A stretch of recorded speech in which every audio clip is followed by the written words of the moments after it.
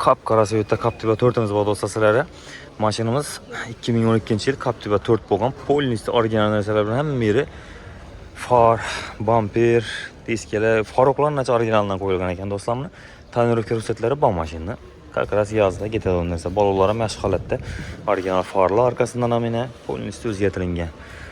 Metan ham qo'yilgan ekan bunga do'stlar. 2dan 65likdan metan ham qo'yilgan. Keyin bom toza qo'yilgan o'sha. Bu shtrix kodlari nacha olingan ekan. Bunga ham kamida 800 million pul ketadi bunga do'stlar. Hozir toza qanon chiqdi-ku. Qaraching ham o'zi bor.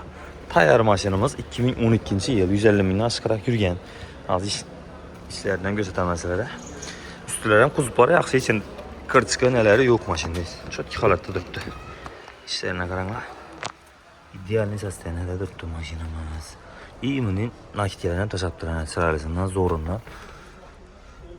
Mashinamiz akkuratli holatda turibdi. Shuni mashina. Do'stlar, bu mashina 3lik motor bo'ladi.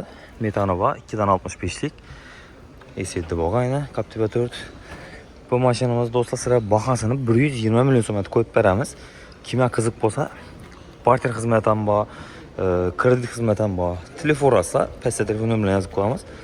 Libo ustaga tekshirtirib, kraskasini, probegini, keyin motor sistemalari yaxshi, meri korobkalari deb turibdi. Hammani haydab ko'rib, sizlarga taklif etib turibman do'stlar. Kimga qiziq bo'lsa, telefonga 120 million so'm.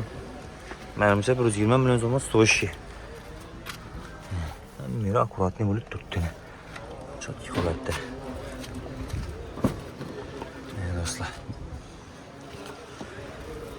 Ko'ringlar, kimga yaqin bo'lsa, olib azizatib minaverasizlar. Telefonim bilan pastga qo'yib qo'yaman, telefon olaverasizlar do'stlar.